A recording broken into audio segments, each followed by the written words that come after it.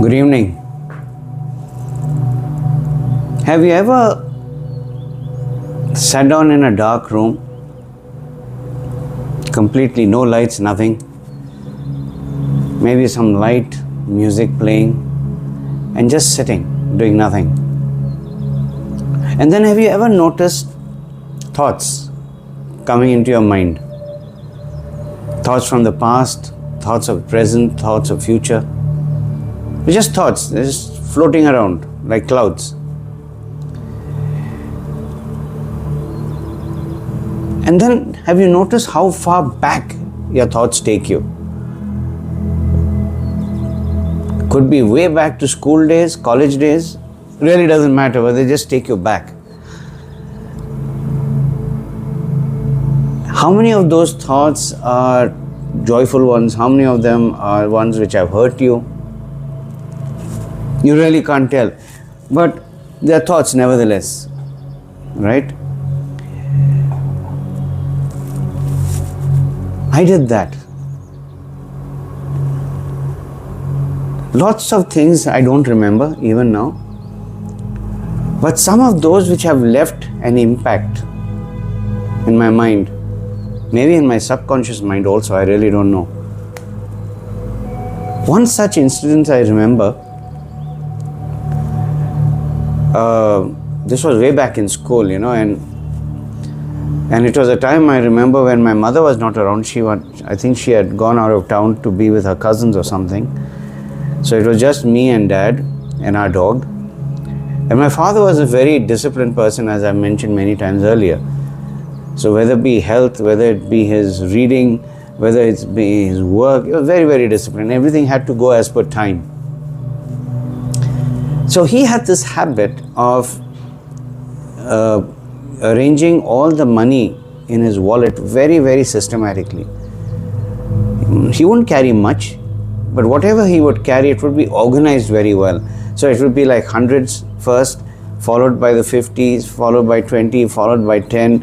And if there was some loose change, in those days, 20 paisa coins or a 50 paisa coin, I think even 1 paisa in those days, he would put into his little pocket that would be there on the wallet. And he would put that wallet in a drawer in his writing table.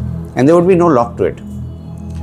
And he had this habit of, counting the money at least once in a day. It was a habit. I really don't know if he had a little note where he would write down how much he spent in a day. I've never seen him do that, so I'm just guessing over here. But he would count it nevertheless. So it so happened that one day he came back from his walk, and he would always walk from 5 to 6. To the clock. 5 he would be out, 1 hour, and he would be back into his room at 6 o'clock. So on that particular day, and I still remember it was raining. It was monsoon season, it was raining. And he opened the drawer, took out his wallet, counted the money, and I happened to be hanging around over there. And then he called me. He said, "Come here." I said, "Oh yeah, tell me, Dad." So he says, "Did you take any money from my wallet?" I said, "No, I didn't take any money." He said, "Are you sure?" I said, "Yeah, I'm very sure. Why should I take money?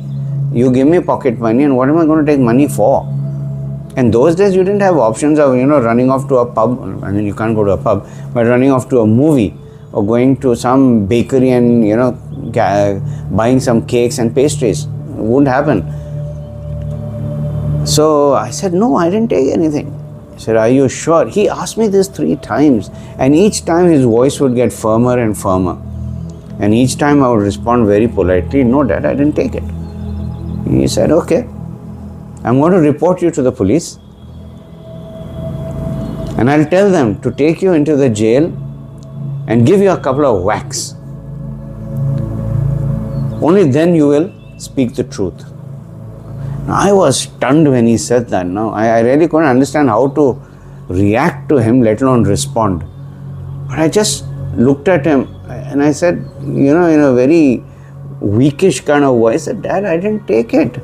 I didn't take it." That he would have none of it. He said, "I'm going to report you to the police. You are lying and I'm going to report you." And at that time, I don't know what went through me. I was very young, I was still in school.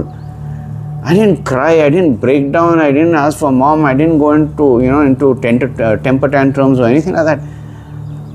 I told him, you do what you feel fit. My answer will remain the same. I didn't take it. Now it's up to you who you want to believe. And there was silence after that. It was, in my mind it was still going on. What has happened to this man? I mean, I'm supposed to be the son. He's accusing me of taking 50 rupees and he's going to give me to the police and ask them to whack me for those 50 rupees. So I really couldn't understand. I was juggling all this in my mind. After about half an hour or so, he called me again and he said, sorry, I made a mistake. And that's it. He didn't say anything more. I was left with that one word, sorry, I made a mistake. And then he went about doing his work and he said, you go ahead, you do what you're doing. Now, the point I'm trying to make here is, friends, many such incidences happen in our life, good and the bad, but more so the bad ones. How do we handle it? Many of us carry that incident to our present day. Years later. Some even take it to the deathbed. I've seen that happen also. So the point I'm trying to make is, this is my learning, my experience. How was I able to say what I said to my father at such a young age, that you do what you need to do? I know I'm very clear that I didn't take that money. And I was calm. Absolutely calm. No shedding tears, nothing. And I realized something. It's like comparing a rock and a cloud. Two very different things, but they exist in our life. Clouds, light as a feather, keep moving, whether they are light clouds, whether they are heavy clouds filled with rain, white in color or black in color.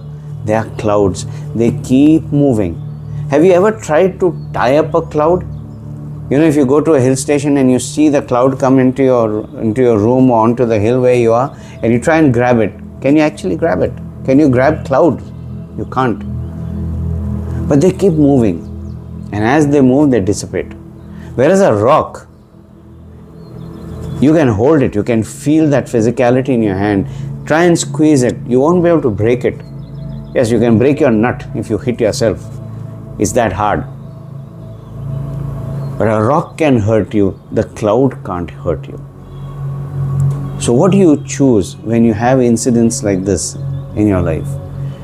Do you compare it to a cloud or do you compare it to a rock? A lot of people compare it to a rock and hold on to it, thereby carrying that burden for the rest of the life. Remember, you're carrying a rock and then some other incident, another rock. By the end of your life, you've got a huge mountain on your head. And you can't do a damn thing about it because you don't know how to approach it. But if you were to look at it like a cloud which is just passing by, you will learn to let it go. Pick up the knowledge what it gives you in the passing. See how it can benefit you in your internal growth. Let that cloud go. Let it go. Don't hold on to the cloud.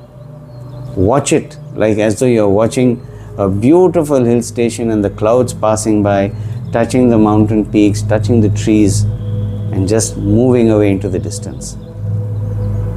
It has a lot to teach you, but that's the cloud for you. So give it a thought, friends. All those hurtful things, do you cling on to it like a rock and keep piling them up on your head, on your shoulder, not allowing you to move ahead and enjoy life for what it's meant to be? Or do you look at it like a cloud which has come back then, it will come today, it's going to come tomorrow also, but they are clouds. Let them pass, let them go. Give it a thought.